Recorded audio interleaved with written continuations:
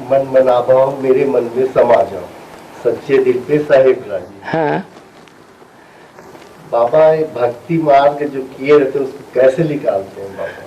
खूब भक्ति मार्ग करते हैं, खूब भक्ति मार्ग बढ़ते हैं, उनको ज्ञान सुना के निकालते हैं। भक्ति मार्ग में दिखाया है कि भाई ब्राह्मण हो, अच्छा हाँ ब्राह्मण है, तो ब्राह्मण है तो ये 3 धागे कहाँ हैं तुम्हारे? तो दिखाते हैं, देखो हम ये तो जनेऊ किए हुए हैं, हम तो ब्राह्मण हैं पक्के, हमने यज्ञों पर भी धारण किया हुआ है। तो अब उनको समझाना पड़ता है कि आपने जो 3 धागे धारण किए ये तो स्थूल बात है। 3 धागे का मतलब है 3 ज्ञान के सूत्र धारण करना। जो 3 ज्ञान के सूत्र ऊंचाई में जाकर के एक गांठ में बंध जाते हैं, तब विष्णु कहा जाता है। वो है ब्रह्मा विष्णु शंकर। इन तीनों का मुख से या कर्मेंद्रियों से या बुद्धि से निकला हुआ ज्ञान का सूत्र, ब्रह्मा के द्वारा निकला हुआ ज्ञान का सूत्र, शंकर के द्वारा निकला हुआ ज्ञान का सूत्र, और विष्णु के द्वारा सामंजस्य दोनों का, ब्रह्मा की लीनेंसी और शंकर का कठोर रूप, दोनों का समुच्चय, वो हुआ विष्णु। बैलेंस। ये तीनों ज्ञान के सूत्र जो हैं जहां मिल जाते हैं, एक में समा जाते हैं, उसको कहा जाता है विष्णु। तो ये सूत्र धारण करना है। बाकी 3 धागे धारण कर लिए, टट्टी पेशाब गए तो कान में लपेट लिया, इससे कुछ नहीं होने वाला है। असली बात क्या है, वो 3 ज्ञान के जो सूत्र धारण किए हैं ना, उन ज्ञान के सूत्रों को जब कोई गंदा काम करना ही पड़े माया के वशीभूत हो करके, तो कानों में उस ज्ञान के सूत्रों को धारण करो। कौन से ज्ञान के सूत्र?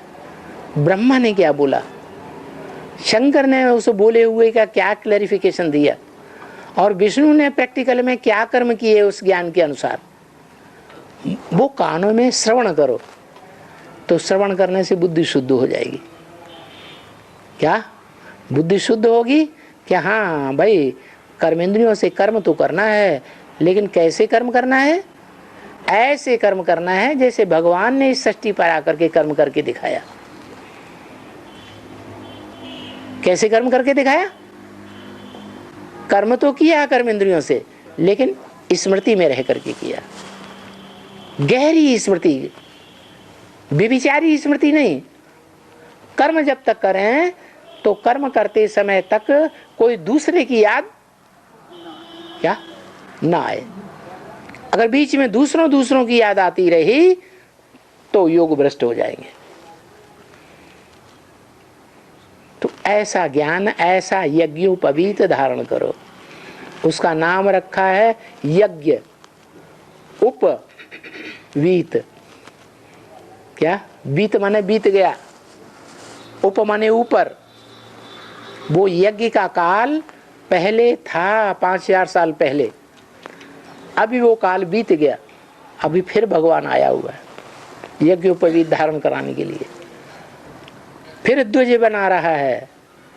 द्वि माने दूसरा, ज माने जन्म लेने वाला। पहला जन्म ब्रह्मा के द्वारा, दूसरा जन्म जगत पिता के द्वारा। पहला जन्म होता है पिता, देता तो है, लेकिन मां पालना करती है। सारी बोझ किसके ऊपर पड़ता है?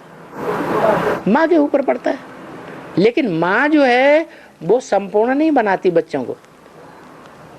कोई कोई बाप ऐसे होते हैं कि वो बड़े प्रोफेसर बन जाते हैं। माँ ने जो कुछ सिखाया, उस सिखाए हुए बेसिक ज्ञान को ऊंचे स्तर तक ले जाते हैं। तो वो है जगत पिता शंकर। जगतम पितरम वंदे पार्वती परमेश्वरम। वो जगत के पितर हैं।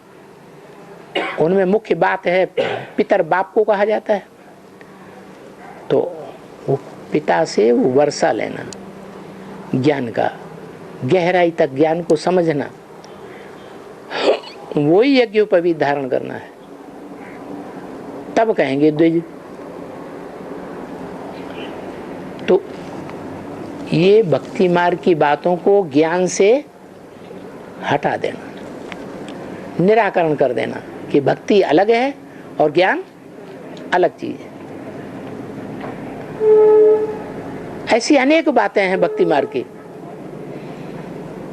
जलाते हैं मुसलमान और क्रिश्चियन, गाड़ते हैं, फाउंडेशन कहाँ पड़ा? जब भगवान बाप इस सृष्टि पर आते हैं, जो ज्ञान को पूरा पूरा समझ लेते हैं, धारण करते हैं, वो देह रूपी जो मिट्टी है उसको राख बना देते हैं, जला भुना करके योगाग्नि में। और जो दूसरे धर्म में कन्वर्ट होने वाली आत्माएं हैं, पूरा ज्ञान नहीं उठाती हैं, इसलिए वो देवभान को पूरा जला ही नहीं पाते। देवभान कुछ न कुछ रह जाता है, वो देवभान को उसी मिट्टी में ही रहने देते हैं, देह में। तो देह में मर गए, फिर कहते हैं कि क्या नाम, वो कहते हैं ना जमीन दोज हुआ। कोई मर जाता है तो कहते हैं जमीन दोज हुआ। अरे आत्मा कोई जमीन दोज होती है क्या? रूह थोड़ा ही जमीन दोज होती है, देह जमीन दोज होती है, या आत्मा होती है? कब्र दाखिल हुआ तो कब्र तो मिट्टी है, मिट्टी में आत्मा जाती है या देह जाती है? और देहवान वाले जो हैं वो मिट्टी में दबाए जाते हैं, कोई भी धर्म वाले हों। इस तरह उनको समझाना पड़ता है कि ज्ञान अलग चीज है और भक्ति अलग चीज। भक्ति है अंधश्रद्धा की चीज,